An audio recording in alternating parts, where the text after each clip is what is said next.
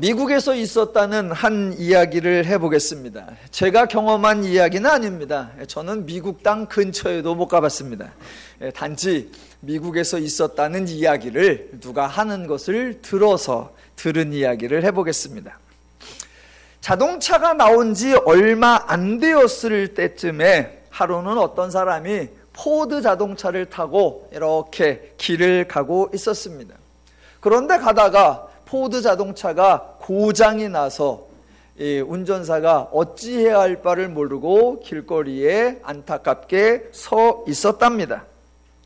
그렇게 어찌할 바를 모르고 있는데 자기 차보다 훨씬 더 좋은 차 한 대가 쫙 지나가는데 가다 말고 자기 앞에서 서더랍니다. 그러더니 거기서 한 사람이 내리는데 아주 젠틀하고 나이스하게 잘 차려입은 신사가 내리더니 그 고장난 차 운전사에게 다가와서 제가 좀 도와드릴까요? 라고 하더랍니다. 그래서 너무나 반가워서 하실 수 있으면 좀 도와주세요 라고 했더니 그 잘 차려입은 신사가 친히 본네트를 열고 이렇게 저렇게 점검을 하고 저렇게 손을 보더니 시동을 걸어보라고. 그래서 시동을 걸으니까 드디어 부릉부릉 시동이 걸렸습니다. 이 고장난 차 운전사가 너무 고마워가지고 그 신사한테 아니 도대체 누구신데 이렇게 친히 애써주시고 수고해 주시냐고 너무 감사하다고 도대체 누구시냐고 그랬더니 그 신사가 제 이름이 헨리 포드입니다 라고 하더랍니다. 그 포드 자동차를 설계했던 사람이고 포드 자동차를 만든 사람이었습니다. 그러면서 하는 말이 제가 이 차를 만든 헨리 포드인데 내가 만든 차를 타시는 당신께서 내가 만든 차로 인해 즐거워하지 않고 도리어 어려움을 당하고 있는 모습을 보는 게 너무 속상하고 안타까워서 그냥 지나칠 수가 없었고 그래서 이렇게 돕게 되었습니다 라고 말을 했답니다. 이 이야기가 실화인지 예화에 써먹으려고 만든 건지 그거는 잘 모르겠습니다. 다만 그 예화가 말하려고 하는 것, 제작자가 자기 물건, 자기가 만든 거에 대한 애착이 있다라는 그 이야기는 저나 여러분이나 모두 공감을 할 것입니다. 인간을 향한 하나님의 마음은 이 포드의 마음보다 훨씬 더 큽니다.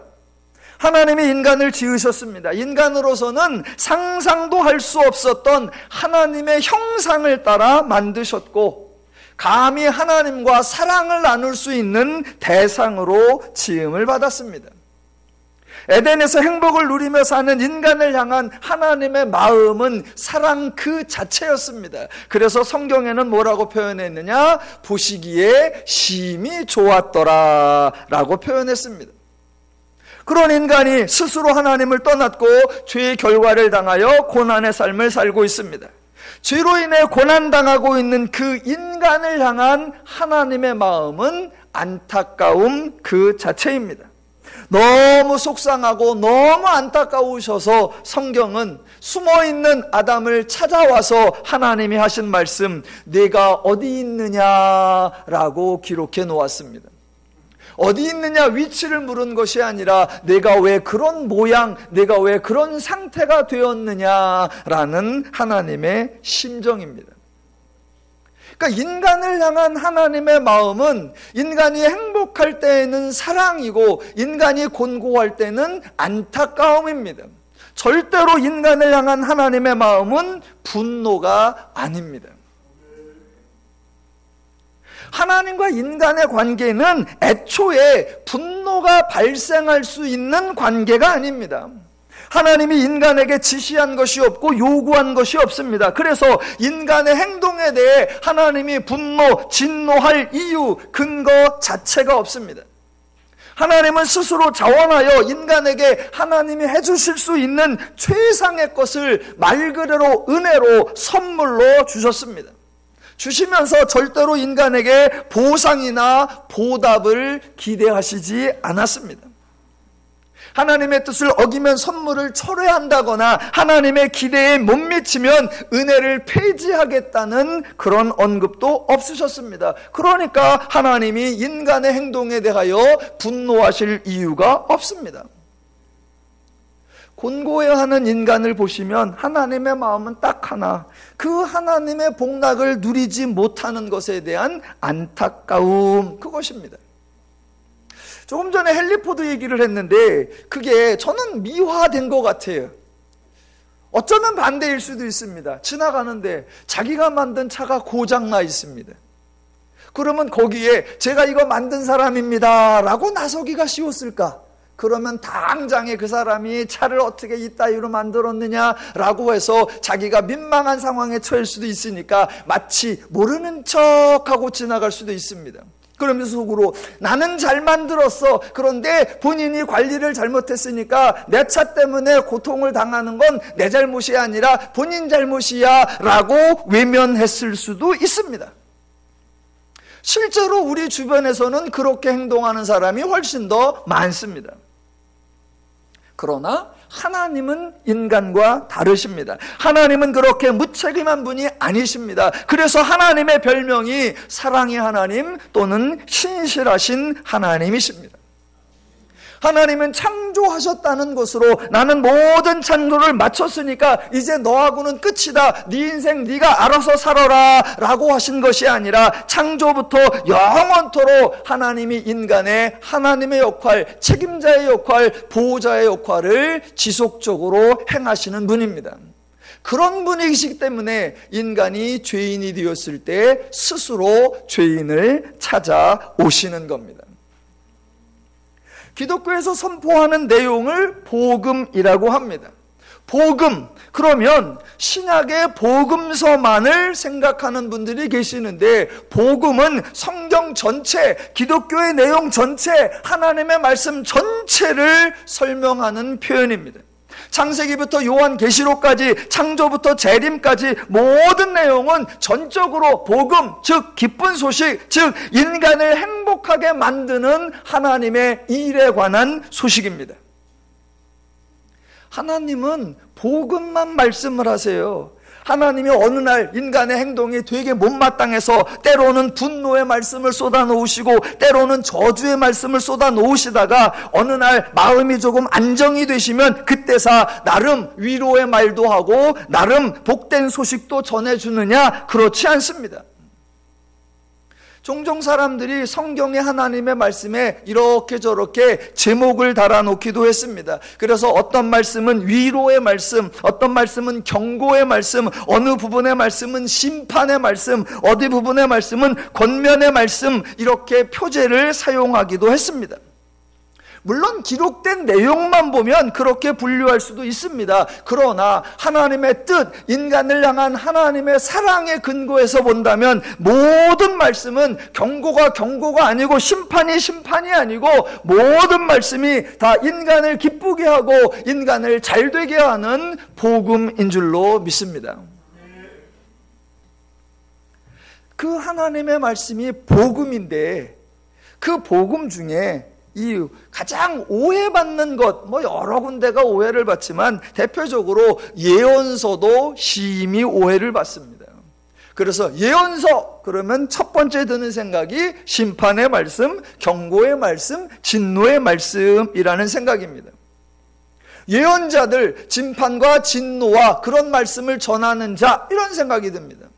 그래서 어떤 사람이 사회에 대하여 저항하면서 비판하는 소리, 정죄하는 소리, 혁신하는 소리, 바꾸자라는 소리, 이런 것을 주장하거나 외치면 와, 저 사람이 선지자 같은 소리를 하네, 저 사람이 선지자 같은 역할을 하네 라고 합니다.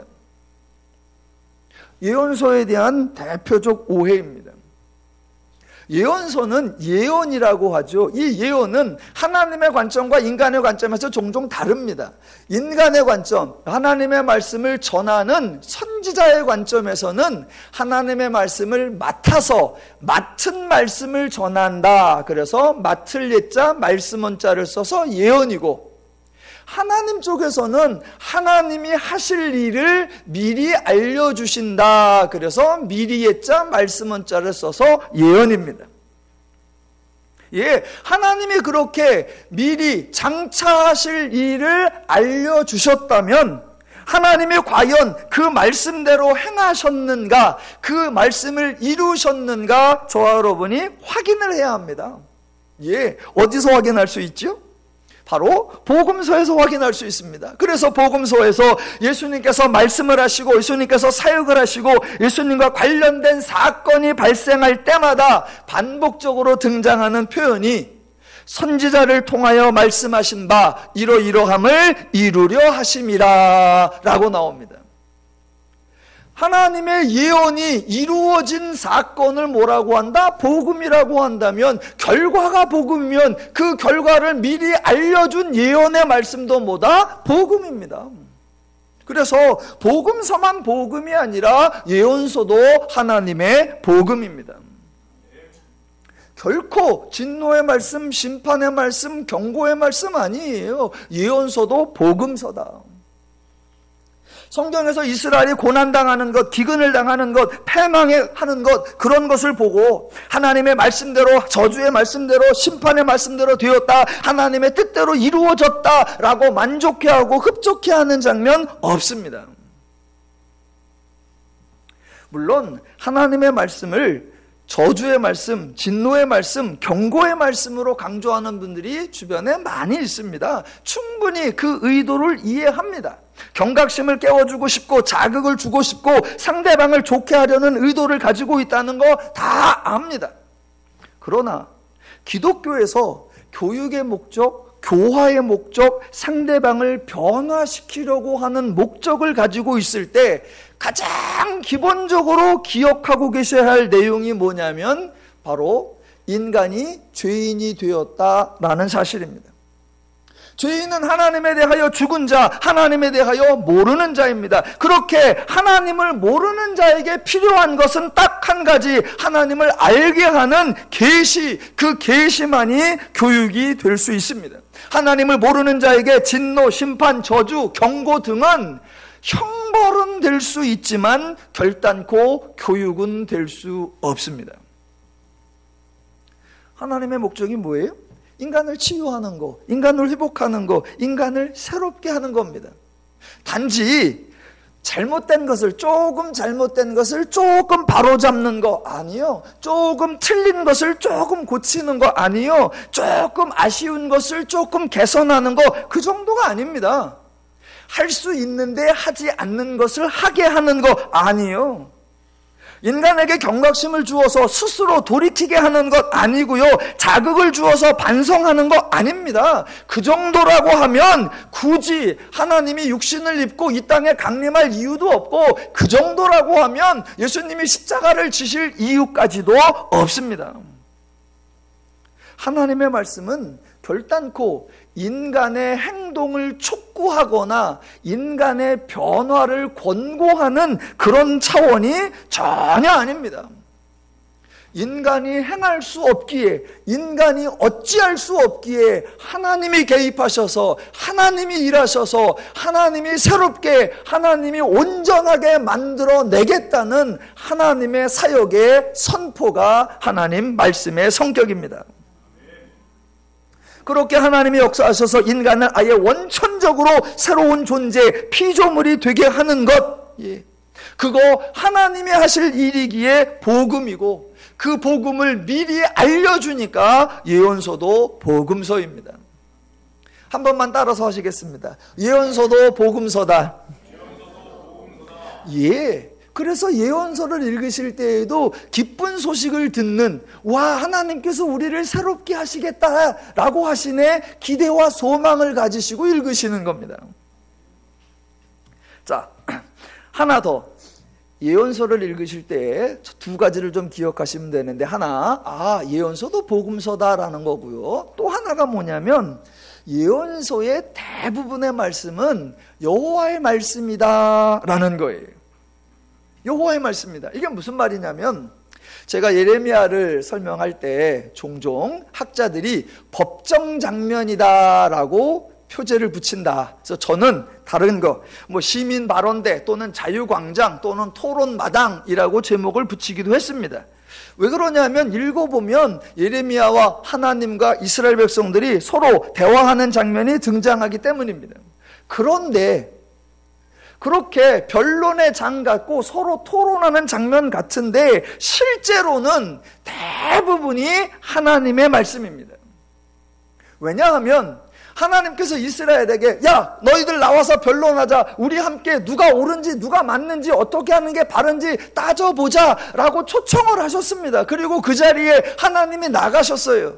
그러면 이스라엘도 나와야 대화가 되는데 하나님은 나가서 말씀하시는데 이스라엘은 그 자리에 온다 안 온다? 안 옵니다.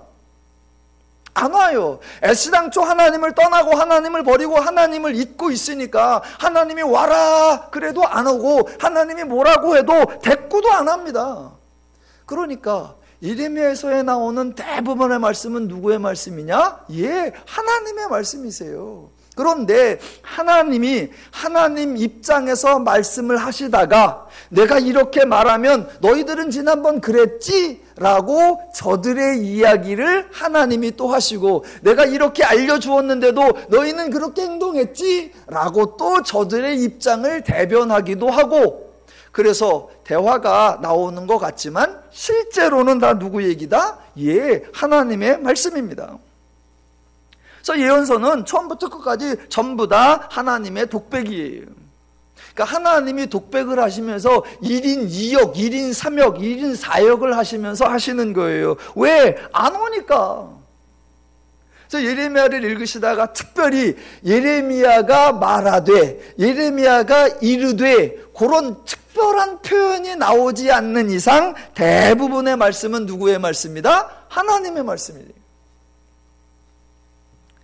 지난주에 설교가 끝나고 이렇게 오후 성경 공부도 끝나고 이제 집에 가기 전에 아래 찻집에 가서 한 두어 분하고 이렇게 대화를 했어요. 근데 대화를 했는데 그 중에 표현이 뭐였냐면, 목사님 지난주에 설교를 들었는데요, 목사님께서 요건 누구 얘기다 요게 누구 얘기다 라고 말해주니까 그런가 알지, 그냥 보면 이게 하나님 말인지 예레미야 말인지 이스라엘 말인지 유다 말인지 도무지 모르겠고요, 누구 말인지도 모르겠고 어디서 끊어야 할지도 모르겠고 뭔 말인지도 모르겠습니다 라고 그러더라고요.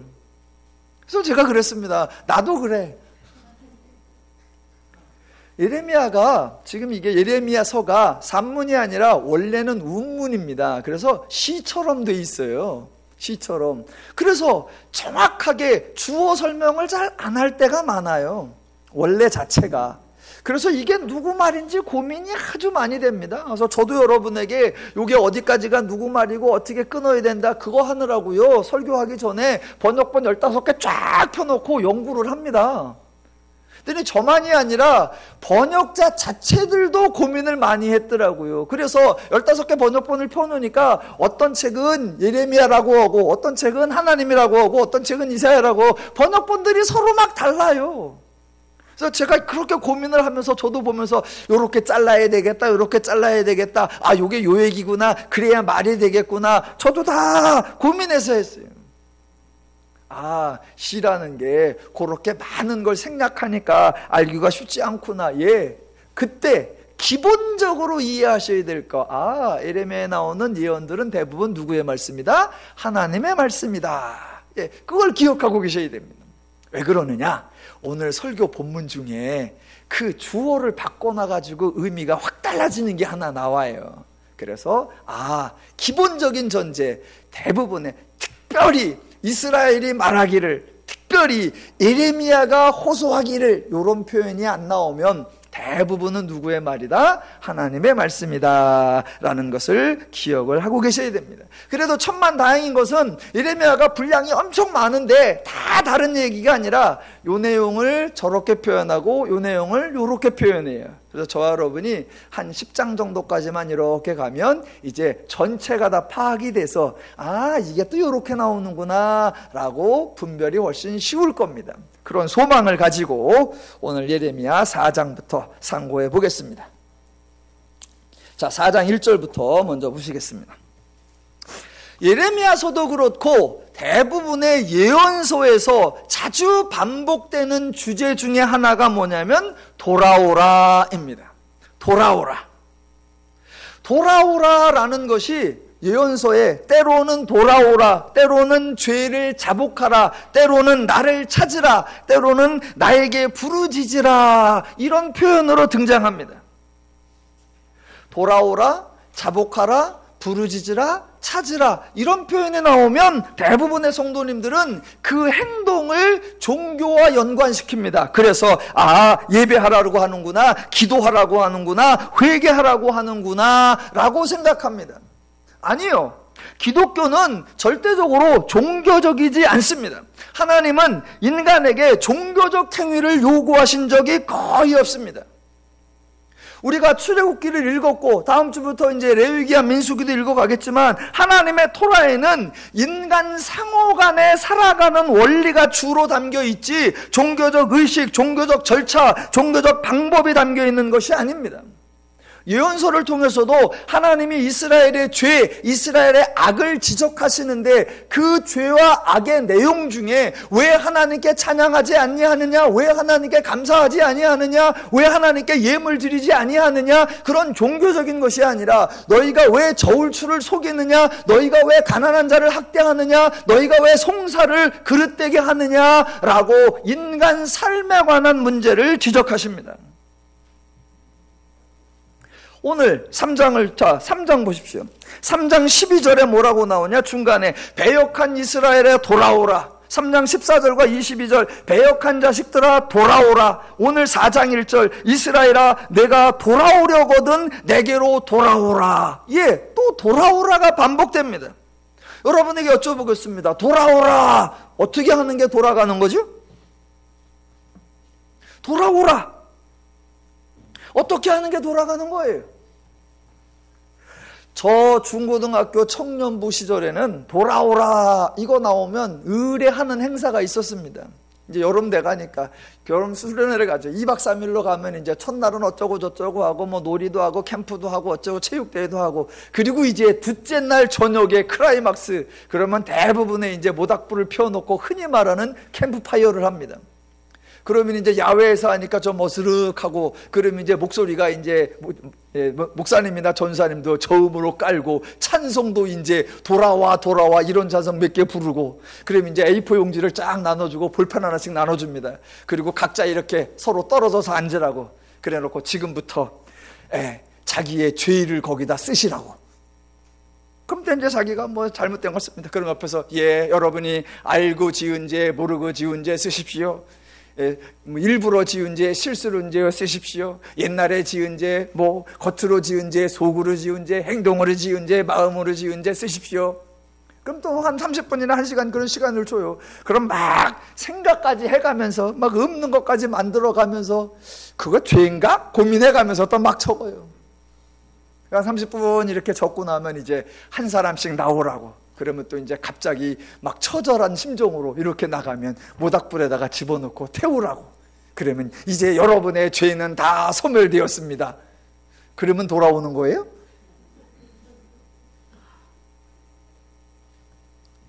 이제 그 다음에는 돌아오라가 또 바뀌었더라고요. 한 번은 제 아들놈이 초등학교 때인가 캠프에 보냈어요. 그리고 저도 이제 거기에 보호자처럼 따라갔죠. 그랬더니 첫날 가서 어쩌고 재밌게 들고 오고 해요. 그러더니 둘째 날 저녁에 오늘 또 클라이막스를 지내겠구나. 그랬더니 아니나 다를까 이제 한참 하고 왔어요. 이제 그렇고 한 새벽 1시쯤이나 와서 잘 끝났냐? 그랬더니 잘 끝났어요. 목소리가 다셔가지고 목이 왜 그래? 그랬더니 회개해서 그래요. 회개. 이제 학생들 캠프에서 회개를 시킨 거고 이제 막 이런 거 쳐가면서 막 눈물바다를 만들어 놓은 거죠. 그래서 야 회개를 해도 왜 그렇게 했냐 목이. 그랬더니 아빠가 나만큼 회개를 해봤어.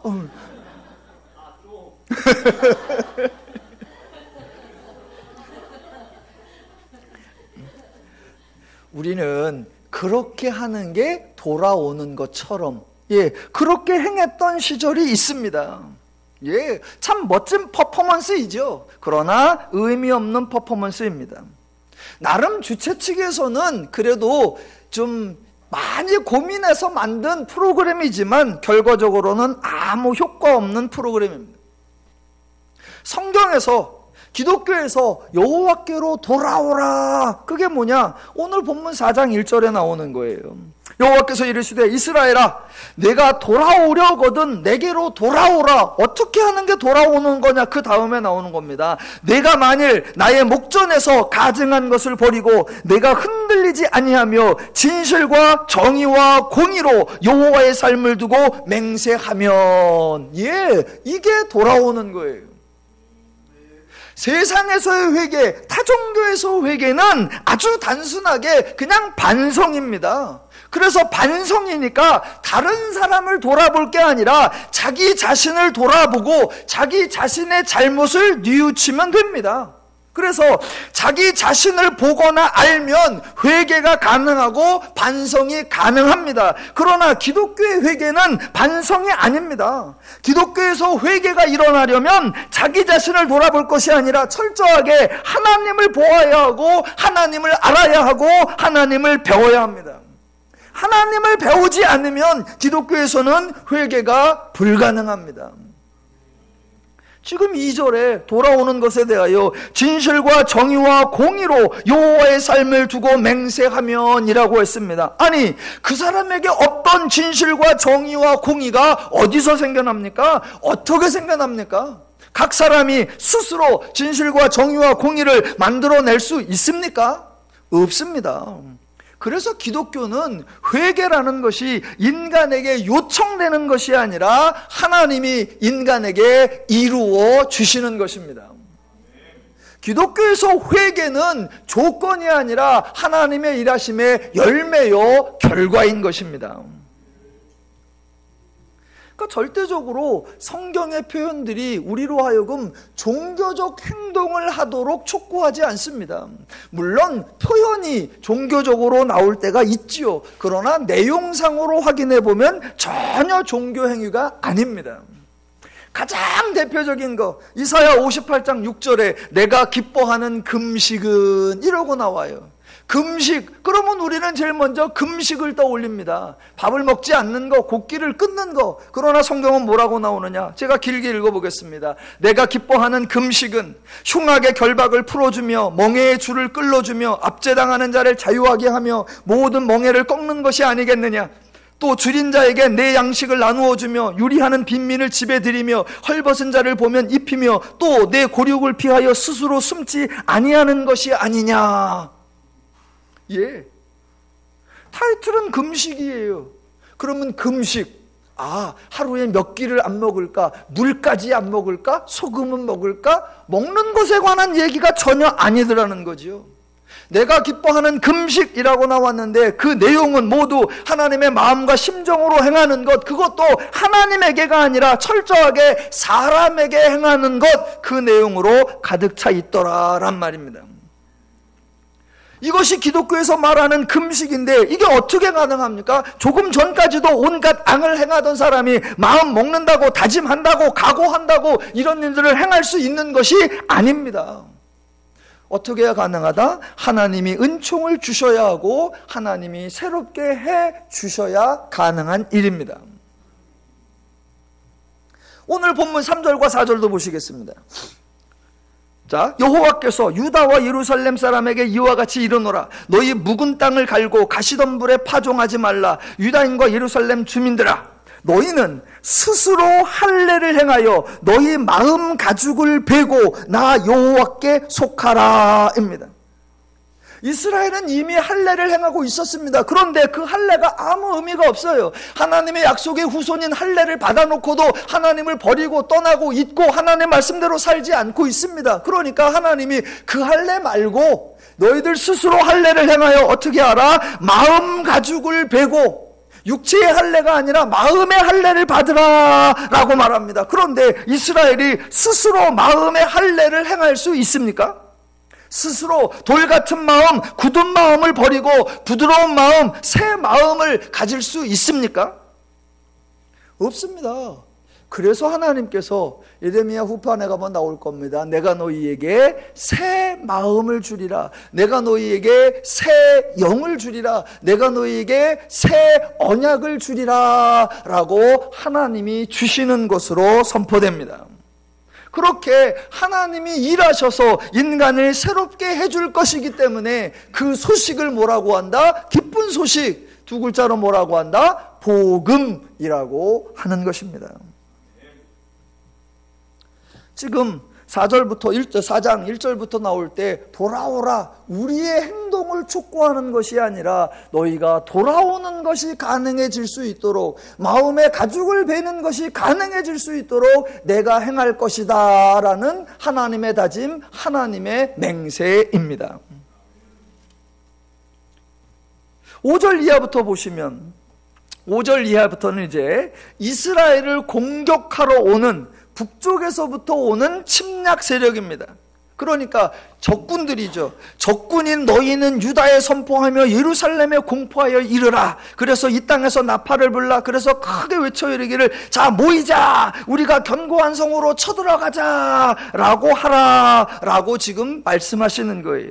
그렇게 쳐들어가는 모습을 소개하는 게 7절, 사자가 그 숲풀에서 올라왔으며 나라들을 멸하는 자가 나왔으되 내 땅을 황폐하게 하려고 이미 그의 처소를 떠났은즉 내 성읍들이 황폐하여 주민이 없게 되리니.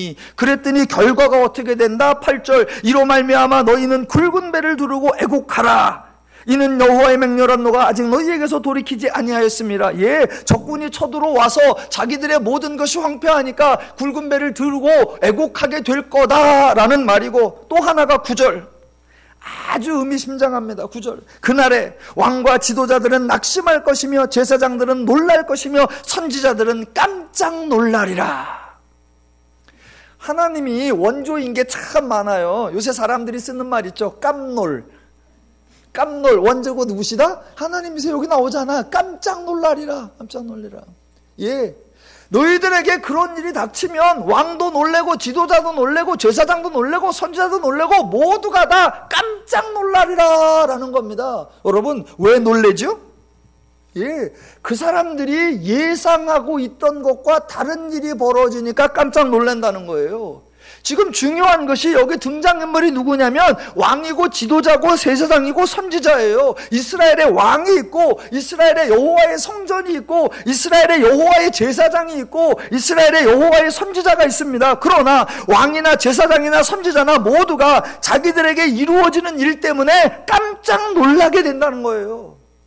왜? 지금 왕이나 제사장이나 선지자도 자기들이 죄를 짓고 있는 줄 모르고 있고 자기들에게 재앙과 패망과 멸망이 온다는 걸 전혀 인식하지 못하고 있습니다. 지금 이 나라가 북쪽 나라가 아니고 남쪽 나라입니다. 이방이 아니고 남쪽 유다예요. 그 왕이 누구다? 다윗의 후손들이고 그 제사장이 누구다? 여호와의 성전에서 일하는 제사장이고 그 선지자가 누구다? 여호와의 이름으로 선포하는 제사장들입니다. 그런데 그들이 닥칠 일을 전혀 모르고 있어서 그들이 닥칠 일이 결과가 이루어지면 깜짝 놀라리라. 도대체 그들은 어떤 실체, 지금은 어떤 상태인가? 그게 22절에 나옵니다. 조금 띄워서 볼게요. 내 백성은 나를 알지 못하는 어리석은 자요, 지각이 없는 미련한 자식이라. 악을 행하기에는 지각이 있으나 선을 행하기에는 지각이 없도다. 예. 그래서 성경을 읽다가 이스라엘의 왕과 지도자와 제사장과 선지자가 깜짝 놀랄 것이 아니라 성경을 읽으시는 성도 여러분이 깜짝 놀라셔야 됩니다. 아, 이스라엘이 이랬어? 우리는 늘 성경을 읽으면서 와, 이스라엘이 유일신 하나님을 섬기고 가끔 실수는 했지만 늘 하나님을 잘 믿었다. 아니요. 하나님이 대놓고 하나님의 백성들을 향하여 뭐라고 한다? 내 백성은 나를 알지 못하는 어리석은 자요, 지각이 없는 미련한 자식이라. 아, 이스라엘의 실체가 이랬구나. 다윗의 후손들의 실체가 이랬구나. 여호와의 성전에서 봉사하던 제사장들의 실체가 이랬구나. 자, 다 같이 놀래겠습니다. 시작. 깜놀.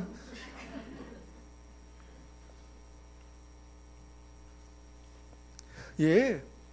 이제 앞으로 예레미야 계속 나가면 도대체 왕이 어떤 작태 행태를 벌이고 있고 제사장들이 어떤 이 추악한 일을 행하고 있었는지 하나하나 실체가 까발려져 나올 겁니다. 그때 가서 확인을 더 해보겠습니다. 자, 그렇게 5절로부터 9절까지 적군이 쳐들어와서 너희를 황폐케 할 거다. 그러면 너희가 애곡을 할 거고 깜짝 놀랄 거다라고 한단 말입니다. 그때 깜짝 놀란 이스라엘이 하는 말이 10절이에요. 그래서 볼펜을 다 들으시고 10절에 맨 앞에 내가라고 있습니다. 내가를 새카맣게 지우세요. 보이지 않게. 그래서 10절을 누가 말하느냐? 9절의 사람들이 말하는 거예요. 왕과 지도자와 제사장과 선지자들, 그들이 전혀 예상치 못한 일을 당하여 깜짝 놀라게 되었을 때 그때 하는 말이 10절입니다. 자, 뭐라고 말하느냐? 슬프도소이다 주 여호와여, 주께서 진실로 이 백성과 예루살렘을 크게 속이셨나이다. 이르시기를 너희에게 평강이 있으리라 하시더니 칼이 생명에 이르렀나이다.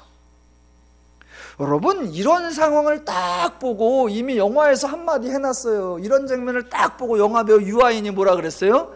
어이가 없네. 예, 그거예요. 어이가 없네.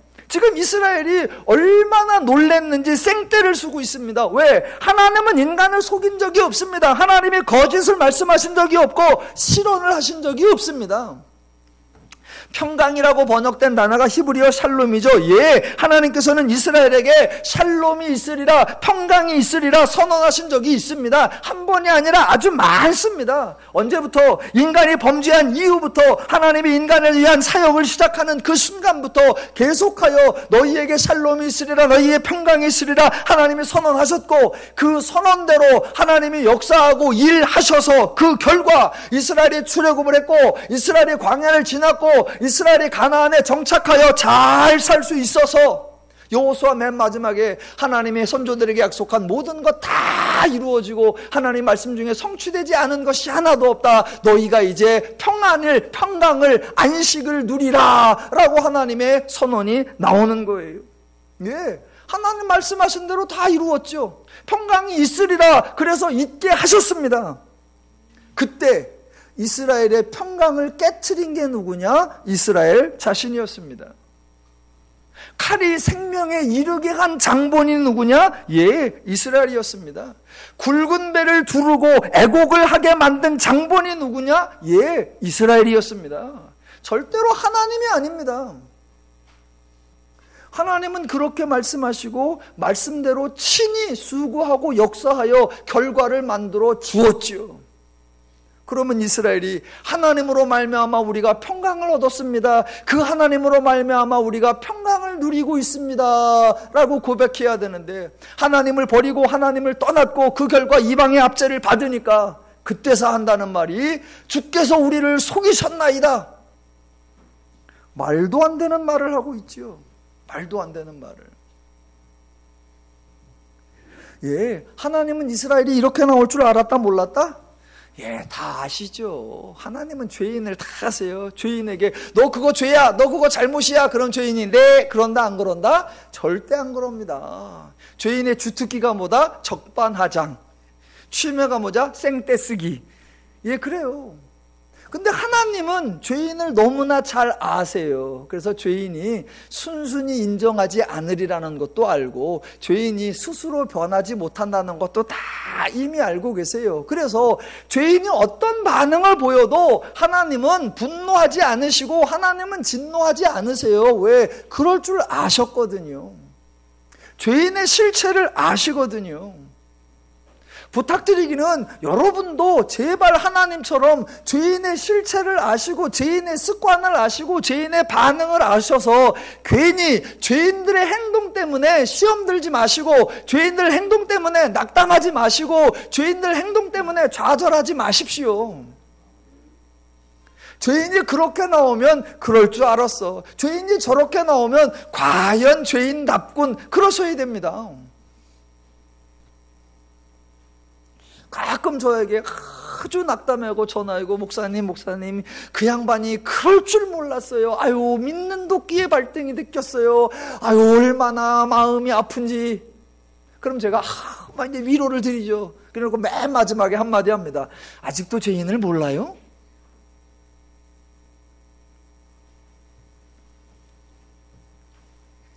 예, 지금 하나님에 대하여 전혀 모르고 하나님을 떠나고 하나님의 말씀을 듣지 않으니까 자기들에게 이루어진 일에 대하여 깜짝 놀라고 한다는 소리가 하나님이 우리를 속였습니다. 예.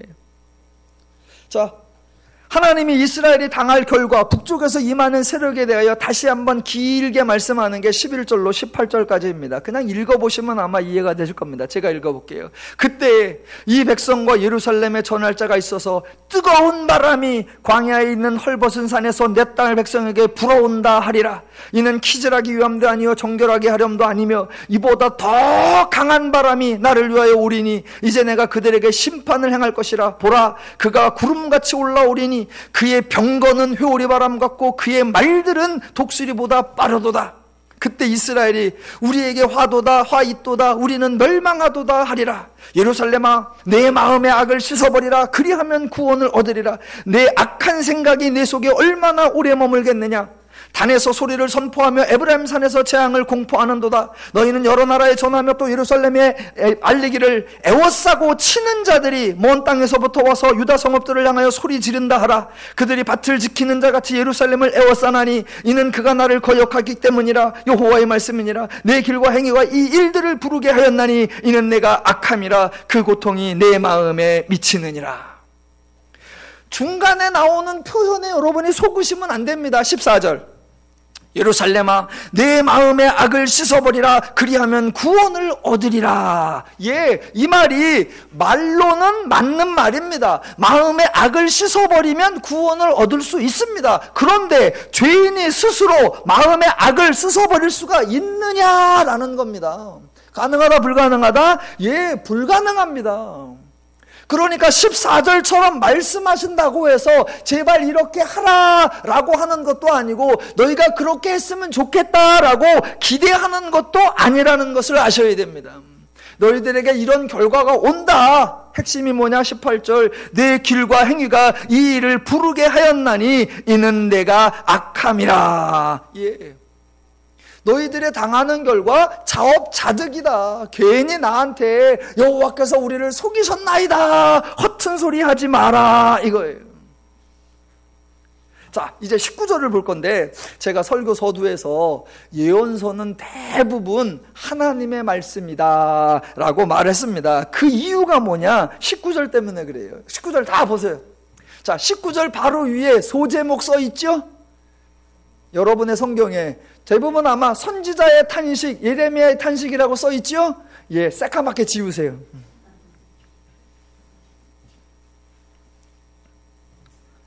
예, 지금 4장 1절부터 18절까지 하나님이 이스라엘에게 저주와 진노와 재앙의 말씀을 막 쏟아부으니까 그 말을 듣고 19절에서 에레미야가 선지자가 막 탄식하고 아파하는 것 같은 그런 뉘앙스가 전혀 아니라는 겁니다.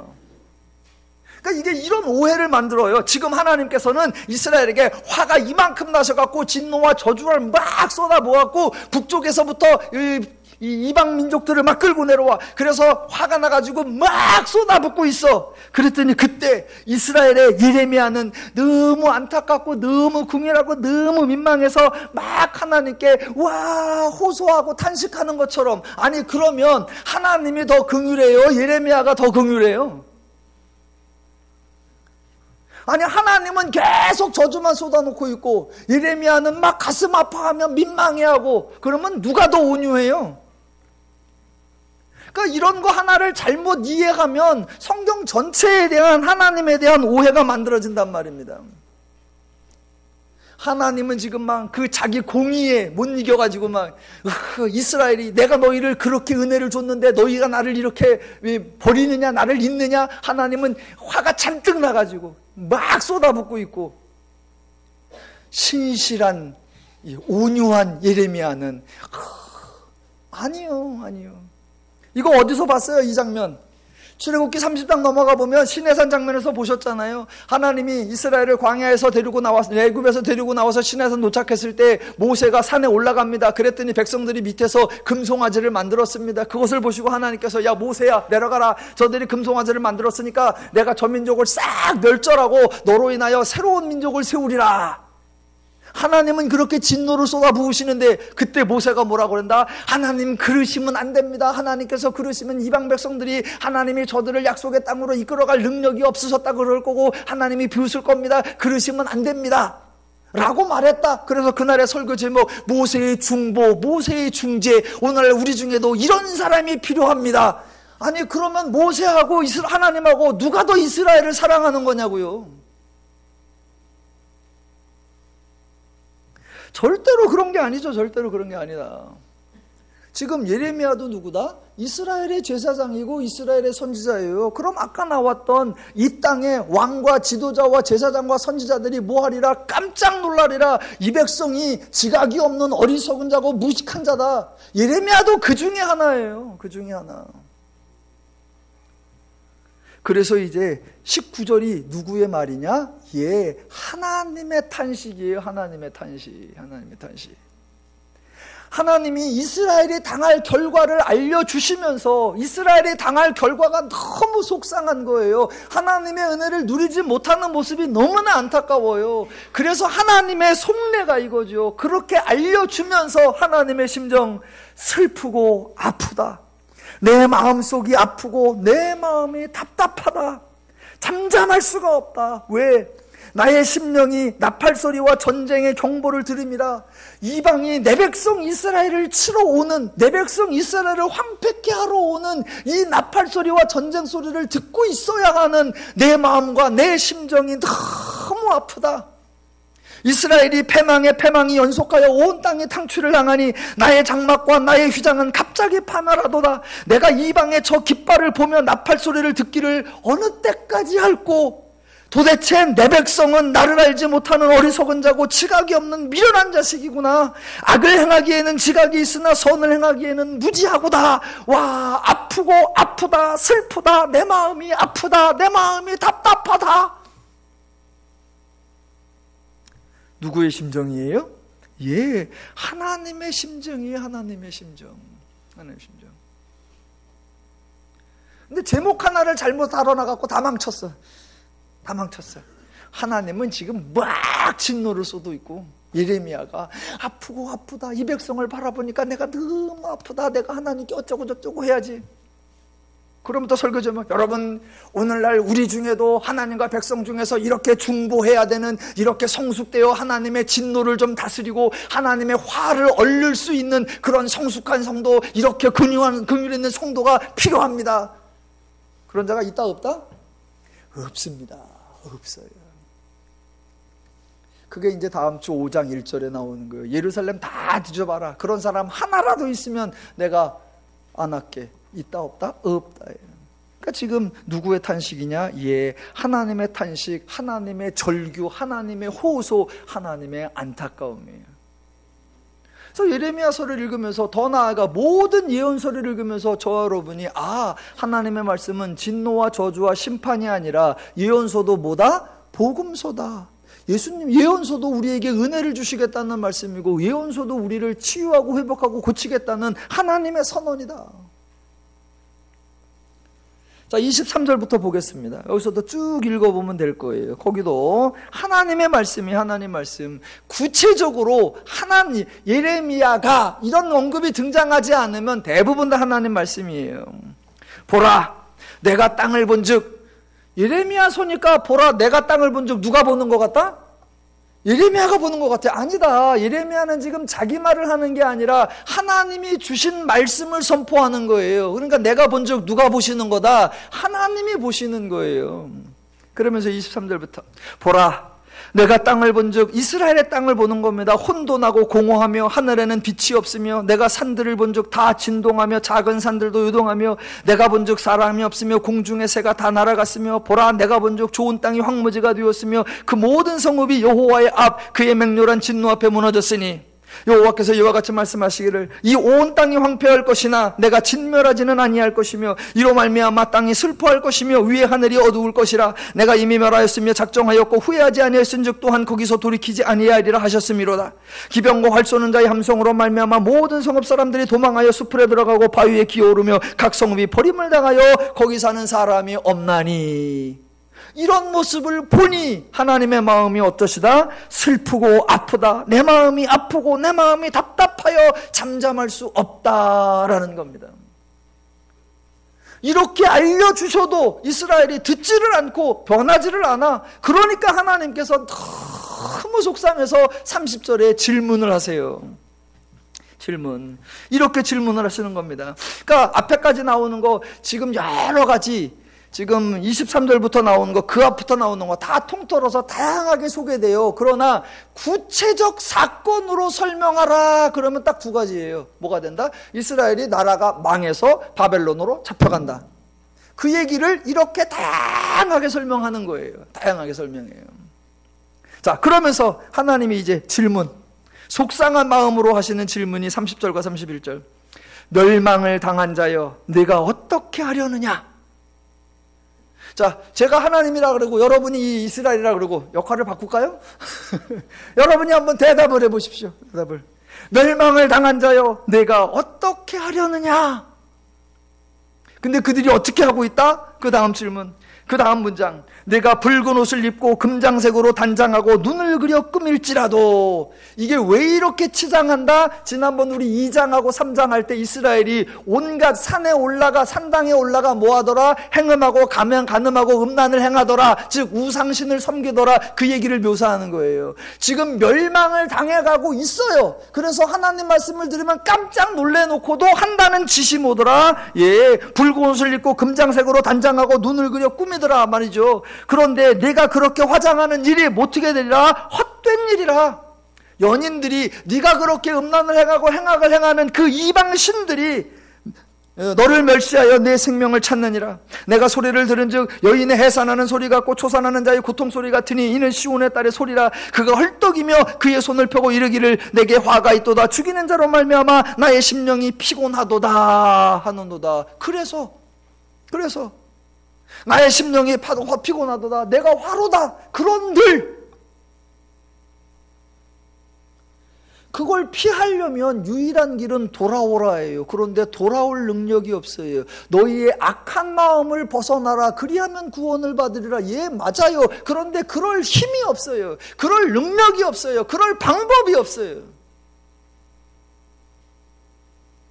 너희가 어찌하려느냐 그랬더니 여전히 치장하고 다시 우상으로 가. 왜? 그 방법밖에는 할 줄 몰라. 그런데 그 모든 것이 헛것이로다. 그걸 아는 분이 누구시냐? 예, 하나님 혼자예요. 이스라엘을 모르고 있죠. 북왕국은 애당초 몰라서 쫄딱 망했고 그걸 보고도 남쪽이 전혀 배우지를 못하고 이렇게 말씀하셔도 전혀 달라지지 못하고. 그래서 하나님께서 예언서를 통해, 예레미야를 통해, 이사야를 통해, 에스겔을 통해, 여러 선지자를 통해 또 예레미야에게 한 번이 아니라 다양한 표현으로 반복을 해서 내가 너희를 고치리라, 내가 너희를 새롭게 하리라, 내가 너희에게 새 마음을 주리라, 내가 너희에게 새 영을 주리라. 이렇게 복음을 선포하시고 이 복음대로 이루시기 위하여 하나님이 육신을 입고 강림하셨고 예수가 십자가를 지셨고 이 복음이 이루어진 결과가 저와 여러분인 줄로 믿습니다. 예, 저희가 구약을 공부하는 이유, 구약을 깨닫는 이유는 그거예요. 아, 우리가 이런 죄인이었었구나. 우리가 이런 작태를 행하고 있었구나. 우리가 이렇게 개선의 여지가 없었구나. 우리가 이렇게 도무지 가능성이 없는 존재였구나. 그런 우리를 하나님이 사랑하셨고 그런 나와 여러분을 하나님이 구원하시려고 십자가를 행하셨구나. 그로 말미암아 내가 이때와는 전혀 다른 새로운 피조물이라고 선언할 만큼 완벽한 새로운 존재, 완벽한 새로운 마음, 완벽한 새로운 가치, 완벽한 새로운 방법, 하나님을 알고 하나님의 마음과 심정과 원리와 방법으로 행할 수 있는 성도가 되었구나 라고 아멘이 나오는 것입니다.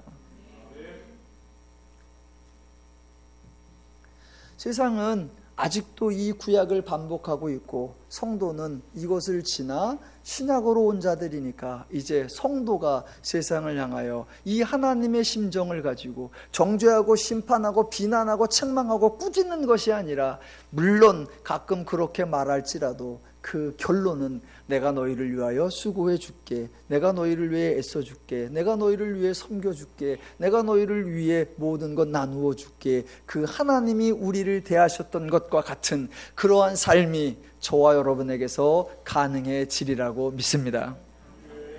구약을 보면서 나의 과거를 점검하고 동시에 오늘의 나의 성도됨을 확인하셔서 더 풍성한 성도의 삶을 누려가시기를 주님의 이름으로 축원합니다.